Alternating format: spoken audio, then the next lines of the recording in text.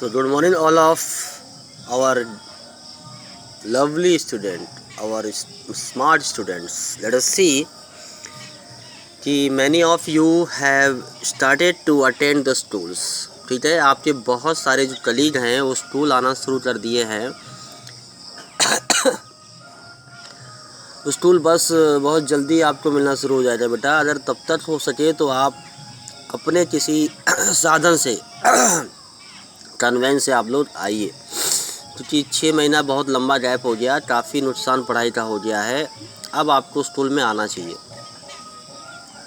Speak to your parents, convince them and tell them कि all the precautions are been taken place in our school.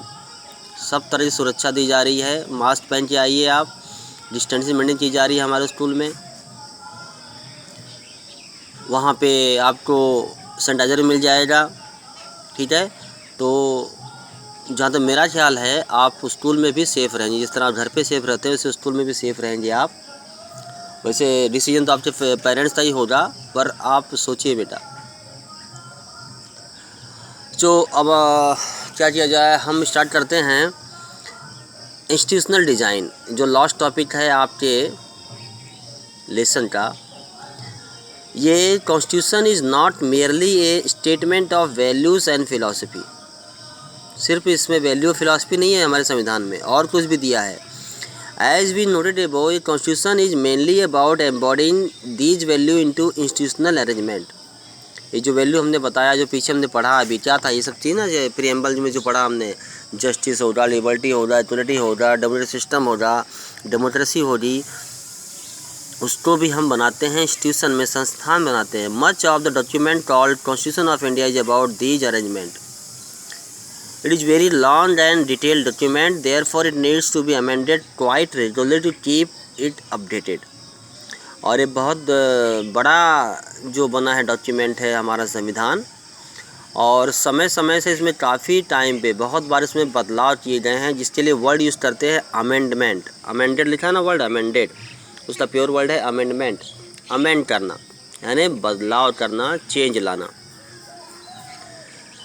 फ़र्क यही है, जो हमारे धर्म ग्रंथ होते हैं, जैसे कि ले लीजिए भगवद गीता, कुरान शरीफ, बाइबल, गुरु ग्रंथ साहिब, ये सब जो धर्म ग्रंथ हमारे हैं, इसमें जो बातें लिखी गई हैं उसको बदलना, एक शब्द, एक अक्षर भी बदलना पॉसिबल नहीं है, और हम कर सकते नहीं, और हमें करना भी नहीं चाहिए।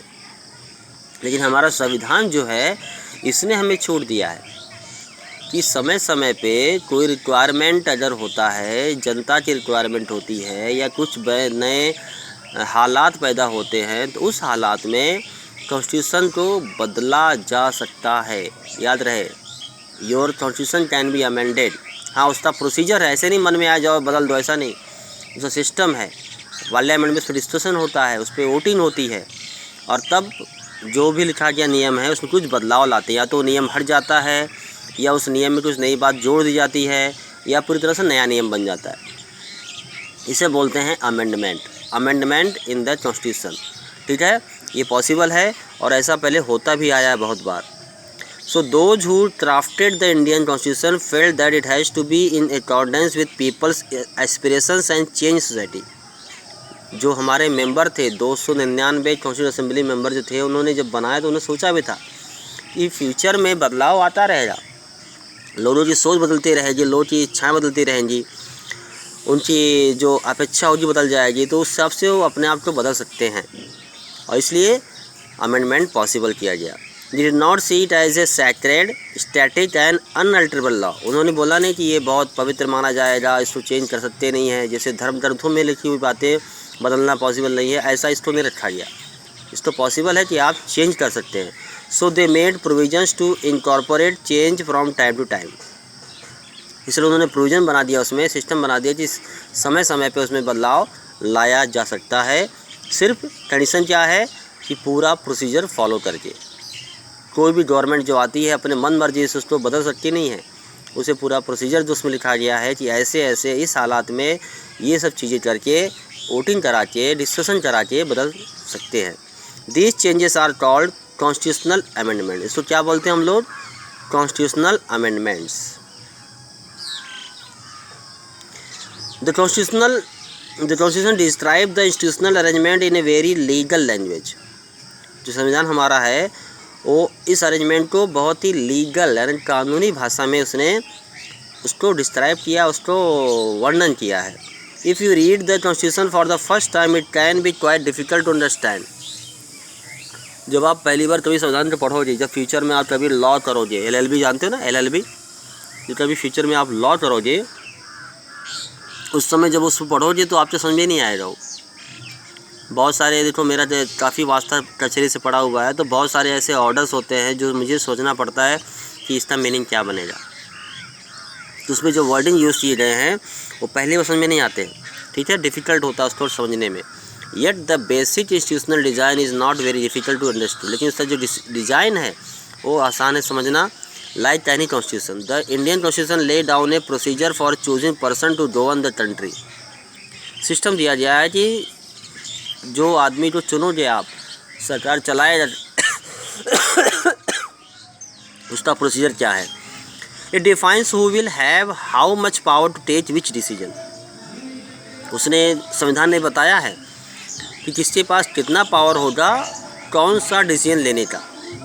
And it puts limit to what the government can do by providing some rights to the citizen that can not be violated. ये भी बताया गवर्नमेंट के पास क्या क्या लिमिट होगा। ऐसा नहीं कि गवर्नमेंट बना दिया, आपने चूज़ कर दिया, जो मन में आया कर दिया, ऐसा भी नहीं है।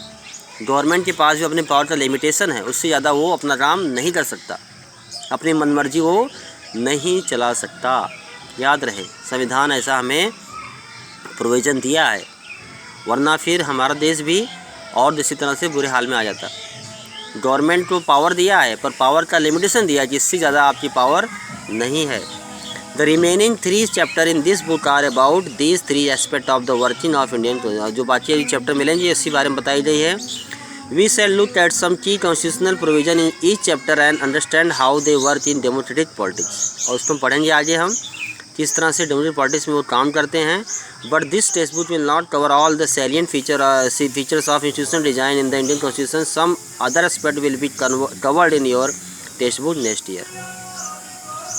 तो सारे प्रोविज़न संविधान ने जो दिए हैं कि गवर्नमेंट के पास क्या पावर होगा, पार्लियामेंट के पास क्या पावर होगा, प्राइम मिनिस्टर के पास क्या पावर होगा, स्टेट जो दिए हैं, स्टेट हमारे जो राज्य हैं उनके पास क्या क्या राइट्स होते हैं, क्या अथॉरिटी उनकी होती है, किस बातें की कौन कौन सी बातें वो अपने मन से कर सकते हैं, कौन सी बातें उनको सेंटर से माननी होगी, सुप्रीम कोर्ट जो होगा वो क्या काम करेगा। सुप्रीम कोर्ट का मेन काम यही है कि जो संविधान बनाया गया है उसकी रक्षा करे, समय समय पे बार बार वायलेशन होते रहते हैं, उन चीज़ों को रोके। अंडरस्टूड। ऐसे बहुत से मामले हमारे देश में आते रहते हैं, उठते रहते हैं, उस पर डिसीजन होता रहता है और फाइनली फिर जो फैसला होता है वो सुप्रीम कोर्ट अगर उस पर फैसला देता है कि नहीं ये बात सही है क्योंकि अकॉर्डिंग टू कॉन्स्टिट्यूशन ऐसा होना चाहिए। सुप्रीम कोर्ट अपने मर्जी से नहीं बोल सकता बेटा, ये बात भी जानिए आप कि जो हमारे CJI हैं, चीफ जस्टिस ऑफ इंडिया, उनकी भी मर्जी नहीं है कि मन में आया बोल दिया, ऐसा भी नहीं है। वो जो कुछ भी फैसला देंगे वो फैसला संविधान के मुताबिक ही होना चाहिए।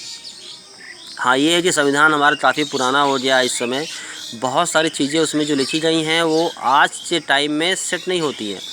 आज के टाइम में वो बोल सकते हैं ना, उसको हिंदी में क्या बोलते हैं उसको, अब हिंदी तो आता ही नहीं यार,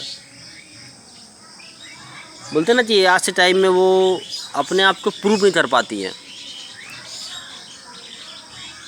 अब जैसे एग्जाम्पल देता हूँ आपको, मैं जैसे ज़मीन का ले लो मामला जो मैं झेल रहा हूँ कि सरकार को या संविधान में ऐसा होना चाहिए था कि ज़्यादा से ज़्यादा ज़मीन का मामला जो हो 2 साल में कोर्ट से फैसला आ जाना ही चाहिए, क्योंकि ज़मीन का मामला कोई ऐसा नहीं किसी लाइफ ख़राब हो जाएगी, ठीक है, इसमें 2 साल में फैसला हो जाना चाहिए। पर ये बातें नहीं है, ये बातें बाद में उठेंगी, ठीक है, इसमें भी बदलाव आएगा, अमेंडमेंट ये भी किया जाए कि हाँ ऐसा सिस्टम बनाया जा रहा है कि जब हम आज़ाद हुए थे तो ज़मींदार सिस्टम था, जिसने जहाँ ज़मीन पाया कब्जा कर लिया, तो गवर्नमेंट ने उसको अलाउ किया कि हाँ ऐसा है। लेकिन अब ऐसा नहीं है, अब बहुत तरह के भू माफिया होते हैं, ज़मीन कब्जा कर लेते हैं, उस पर छुड़ाना होता है।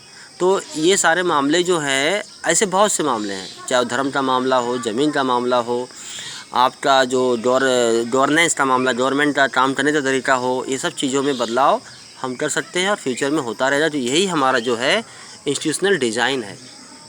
अंडरस्टूड। तो ये लेसन आपका यहाँ फाइनल होता है all the definitions are given here, you read it. और ये सब है एक्सरसाइज जो कि